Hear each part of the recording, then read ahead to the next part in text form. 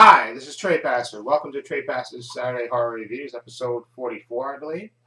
Uh, this movie that I got here is a movie that I actually wanted to see since last year. I kind of waited it out, and the price dropped on it, so I got it for like $10. I'm talking about 2014's The Quiet Ones. Okay. Now this movie stars Jared Harris, what's his name, Claflin, and Olivia Cook, who's on the TV show Bates Hotel. She plays the girl that has the crush on Norman, the asthma. No, she has a affected disease. She has, it's fatal. But anyway, this movie is about takes place in 1974, and it stars Jared Harris as Professor Joseph Copeland, and he's doing like a study on basically on these people with telekinetic power, and basically it's him and Sam Claflin's character, who's Brian McNeil, and he gets him to film this along with his two assistants. You know, he has Erin Richards play. I think she plays Erin Richards. She plays Christy Dalton, and then you have the other guy who plays Harry Abrams. You know, they're a couple, but they're his assistants, and they have a young lady named was Olivia Cook's character, Jane Harper.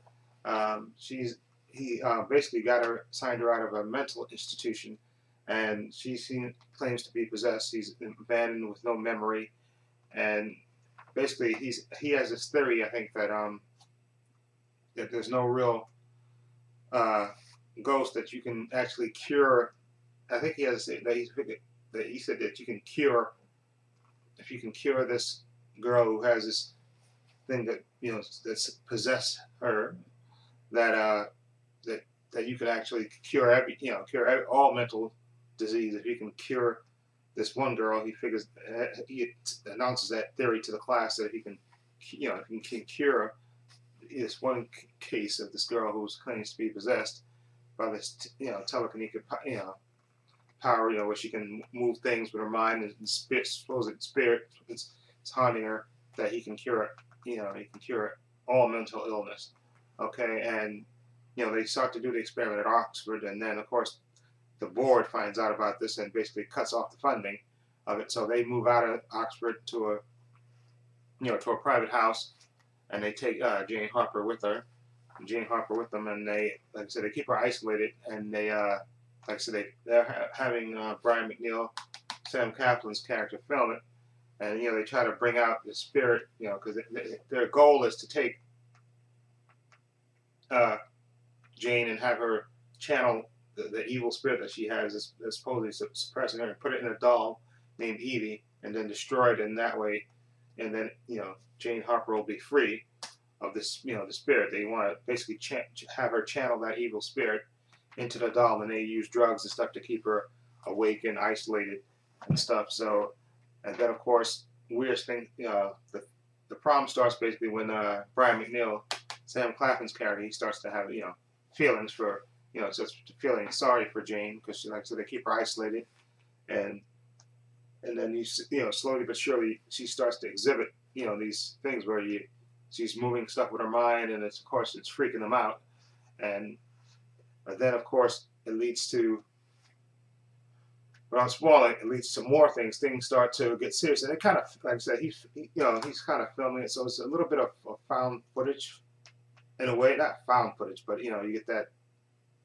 like documentary type in some scenes, not all scenes of it. They actually do show him filming it, and then but they also show him exact, so it's not like it's all totally found footage. Now, in the beginning, it starts off a little slow, but then it starts, things really start happening. Things they can't explain. Things start getting more and more creepier and creepier. Okay, and then there's a big twist that comes about a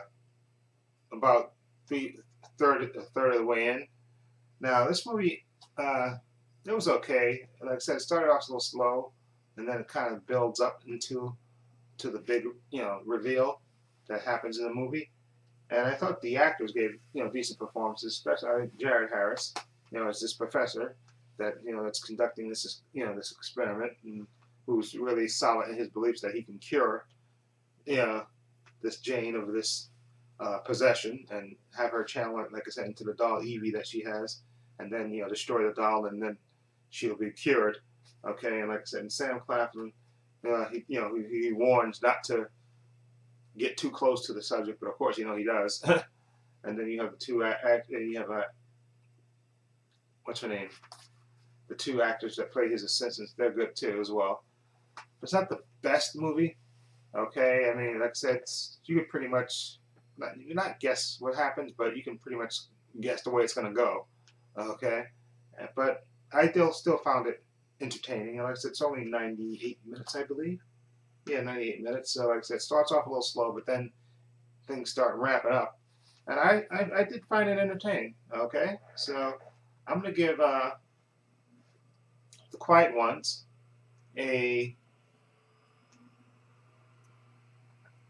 I'm going to give it a 7. 7 out of, no, actually no. I'm going to give it a 6.5. Okay, I'm going to give it a 6.5. Okay, I thought it was a good movie. It's, like I said, it starts off slow, it builds up, and you get good performances out of the actors, and even, like I said, Olivia Cooke is the possessed Jane Harper, Jared Harris is the professor. Okay, I thought the actors do a decent job. Like I said, it starts off slow, but then it kind of builds up.